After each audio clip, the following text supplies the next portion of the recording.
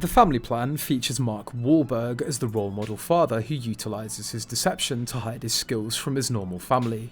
When his history catches up with him, Dan, a former government assassin turned family guy, brings his wife and children to Las Vegas. But how long until everything collapses and his family learns the truth?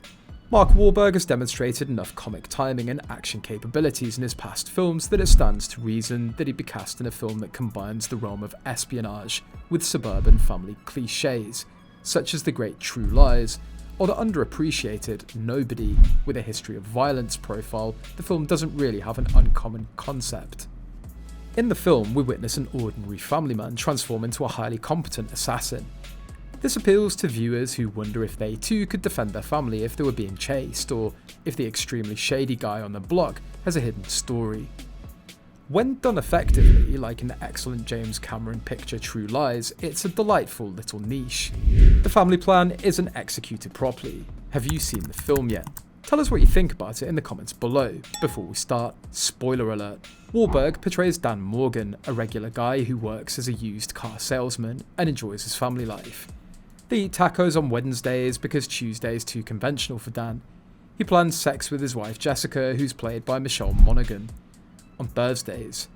He's having some difficulties with his two teenage children. Nina, played by Zoe Colletti, has secretly quit a high school paper where she was the star reporter and wants to transfer from Stanford University to Southern Iowa University to pursue a boy.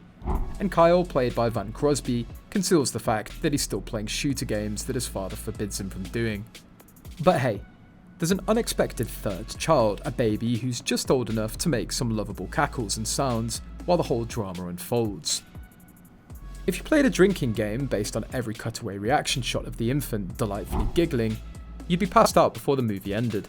Dan, who passionately advises a customer it's never too late to become the man that you wanted to be, clearly accepts his new identity. He's an adept diaper changer who brings Jessica to the amusement park where they met for their anniversary. You can see such Dans all around us, maybe you could be one too, minus the assassin stuff hopefully. Everything appears to be going well until he's shopping at a supermarket with Max strapped to his chest and is savagely attacked by a would-be murderer, who he must fend off while ensuring no damage comes to the child. The subsequent scenario is both intense and entertaining, and it serves as the film's high point despite the fact that it essentially repeats the same joke. If this seems stupid, you're not alone. It's the first sign that the Family Plan isn't going anywhere. It tries to rely on absurd circumstances for laughs rather than anything grounded or sympathetic. The pleasure of the best in this subgenre comes from familiarity that runs through both the action and the comedy. The film consistently lacks a basis of recognisable human behaviour, and doesn't compensate for its unbelievableness with chuckles or thrills. Many people found it dull and predictable, leading to some worrying reviews. Actually, Dan was formerly a hired assassin from a mysterious man known as McAfee, played by Kieran Hines. When his identity is revealed, he arranges for an old buddy named Augie, played by Sid Tagmawi, to meet the Morgans in Vegas so they may begin new lives. This leads to a road trip from the Morgans' home in Buffalo to Vegas. Yep, sounds awful. Where Dan can genuinely tell Jessica the truth while also resolving his issues with his brats. It also gives us a rare opportunity to watch grown-ups sing along to Ice Ice Baby in the car, rather than crafting genuine gags or characters. With so many shots of the infant behaving quirky or hilariously, it kind of demonstrates how little the producers trust their characters or their viewers. As they travel via car, Jessica gets attracted to the new impulsive Dan, who suddenly displays machismo and discloses that he speaks not one but two foreign languages. But despite his best attempts, his pursuers soon catch up with him, forcing him to confess his history as they all fight for their lives. No spoilers. However, the film's ideology appears to be the family that kills together stays together. After fending off assassins from New York to Nevada, but always in a way that everyone except the baby misses, the Morgans arrive in the City of Sin. While the viewers are willing to suspend some disbelief to make a dumb comedy like this work, Dan leaving his kids, including the baby, to go out to a nice dinner with Jessica is literally just bad writing. Of course, the Morgans become separated, McAfee locates them, and everyone discovers the truth. Predictable as usual. For any parents wanting to watch the film with family, people are being stabbed in the eye, punched, thrown from heights, knocked off motorbikes, harpooned, struck with blunt tools, shot, bombed, and more. There are also some questionable family relationships intended to be humorous, such as a father training his daughter to inflict bodily harm on an ex-boyfriend or teenager celebrating the mother by doing a keg stand at a college party. Meanwhile, the parents attempt to renew their sex life, which includes discussions on routine versus exciting or anniversary sex, as well as some moderately racy moments of seduction, kissing, and the beginning of sexual encounters. Working from a screenplay by David Coggeshall, it's only mildly amusing at times. Director Simon Selin-Jones is unable to fully realise either the comedic or action elements, even though he does include the requisite shirtless scene for Wahlberg, so we can admire how well he's still taking care of himself. Again, Mark Wahlberg could make this work. He has that wide-eyed puppy dog quality that makes him work as a traditional family man, but he's also convincing as a former assassin. The always underutilised Monaghan can do this in her sleep, and she even finds a few beats to lend dimension to Jessica's character as a housewife who misses her adventurous youth.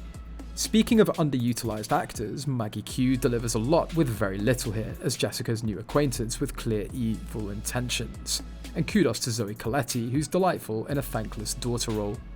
The family plan's overly lengthy, transforming a potentially entertaining film into a bloated muddle of cinema with more story holes than laughs.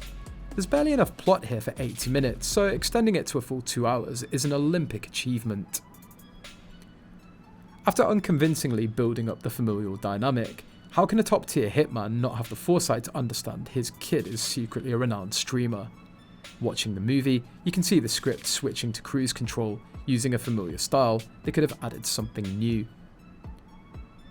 Every beat's recognisable, but done better elsewhere. The film does, however, have some good set pieces.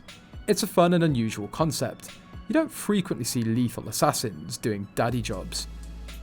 That passage is mostly a riot, however some startling visual effects keep the scenario from completely taking off. No single actor is to blame for the failure of the family plan. They're all fine, but they're trying to bring a script to life that doesn't give them enough to do, and a director who fails to combine an ordinary family and unusual action into a cohesive picture. The film concludes with a few disturbingly violent scenes, including gunshots in a packed Vegas casino, and a death involving a soiled nappy that will haunt some simple people in their nightmares. It's another sign that no one really knew what movie to produce here, a family comedy, an espionage thriller, or a combination of the two. Therefore, they picked none of the options listed above.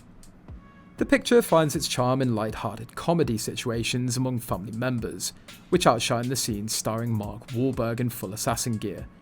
Instances like Dan breaking speed records during a nappy change, or allowing his daughter to meet her boyfriend at the university, add some vitality to the story. The streaming platform's decision to release this film over the Christmas season, when consumers were more relaxed and accepting of the lighter genre, was a brilliant move. If this picture had been released in another season, it may have received a scathing critical reception.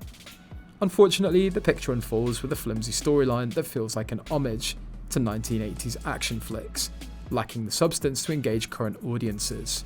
Overall, The Family Plan's an extraordinary film that makes you question each scenario. A word of caution: if you ever choose to actually see the film, just go with the flow and don't worry too much about whether everything makes sense.